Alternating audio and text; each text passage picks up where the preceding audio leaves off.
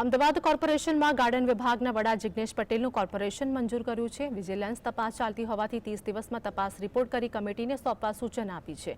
તો જિગ્નેશ પટેલ સામે ગાર્ડન વિભાગની નર્સરીઓ એક સાથેના બદલે અલગ અલગ ટેન્ડર બહાર પાડી ભ્રષ્ટાચાર કરવા મામલે તપાસ ચાલી રહી છે।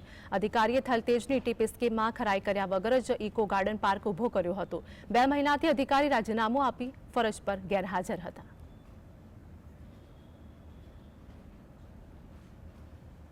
पार्क एंड गार्डन में फरज बजावता जिग्नेश भाई पटेल राजीनामું મંજૂર કરવામાં આવ્યું છે અને એમની સાથે સાથે તેમની જે ખાતાકીય તપાસ 30 દિવસમાં પૂર્ણ કરી અને તેની રિપોર્ટ કમિટીમાં રજૂ કરવા કમિટી દ્વારા જાણ કરવામાં આવી છે।